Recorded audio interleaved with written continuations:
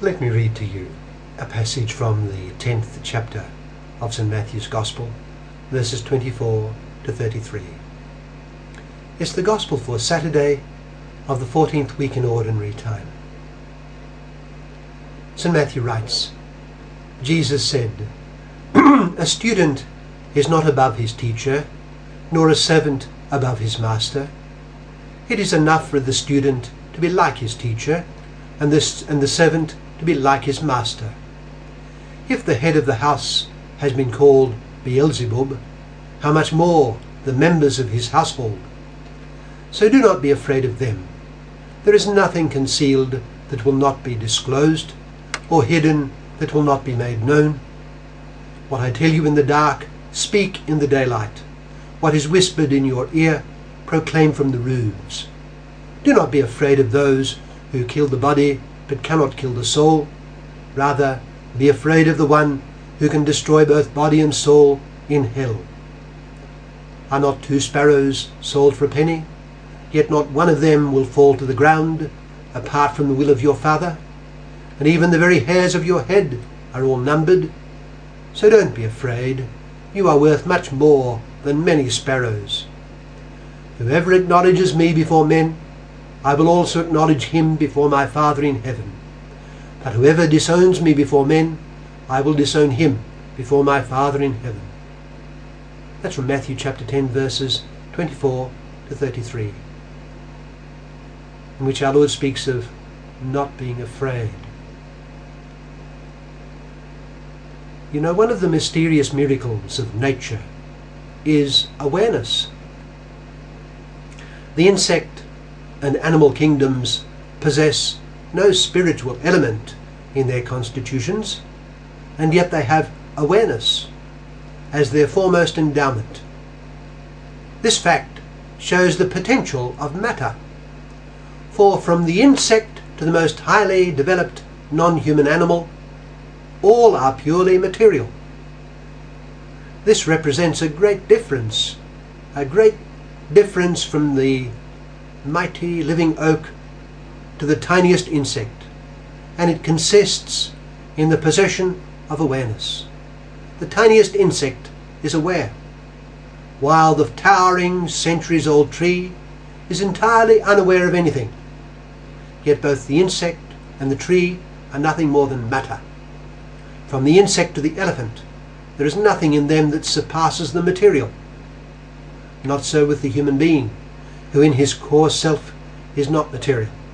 He is a spiritual soul informing a body. But now, and this is the point here, all things that possess some form of awareness are capable of fear. Take an insect, say a fly. Something makes some approach to it, and the fly is gone. In its rudimentary form of awareness, it fears that approach. Or a flock of nightingales sing merrily together, and suddenly they all fall silent. The hawk has been seen, and they all fear. A herd of deer is grazing, and suddenly they raise their heads in alert. And they have begun their frantic bounding from the scene.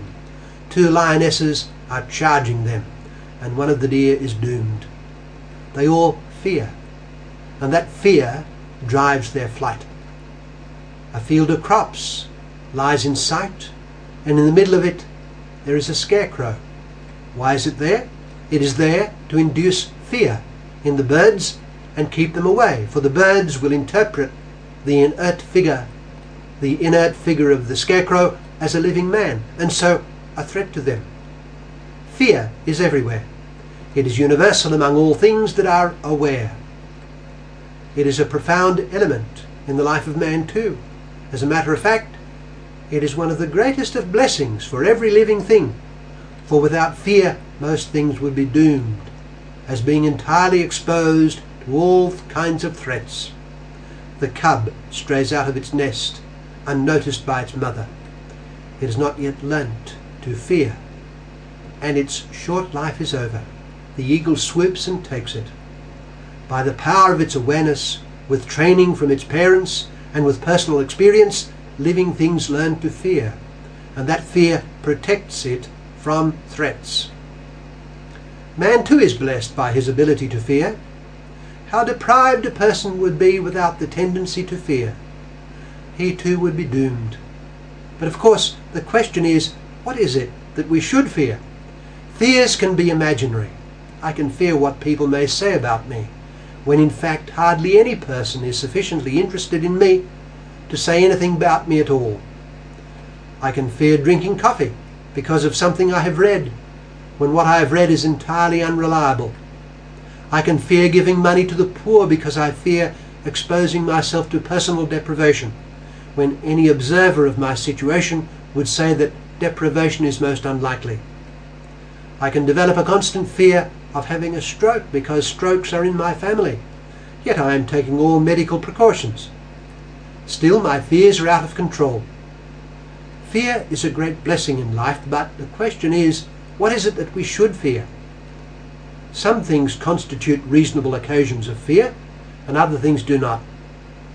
Further, while fear can assist us in a rational manner to avoid authentic threats, fear can also paralyze us against acting rationally.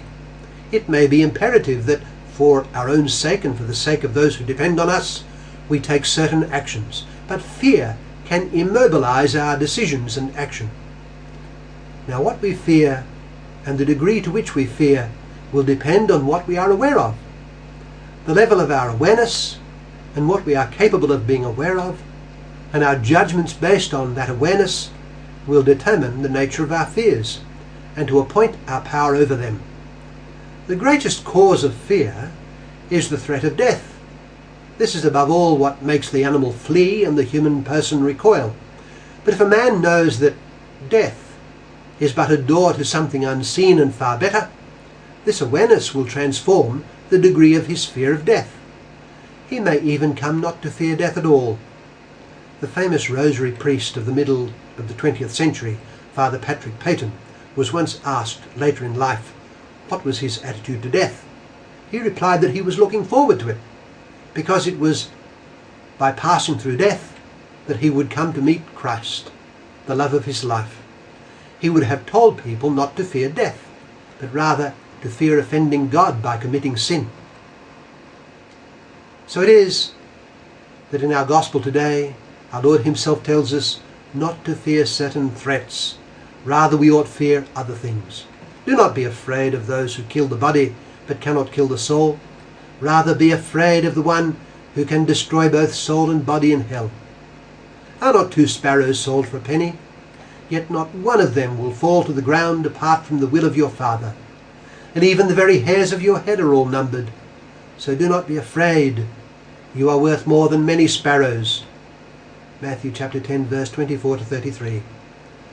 Let us place our whole trust in Jesus Christ and govern our lives by his teaching as it comes to us in the witness and teaching of the Church. If we do this, we shall fear what we should fear. Let us fear, but according to the mind of Christ.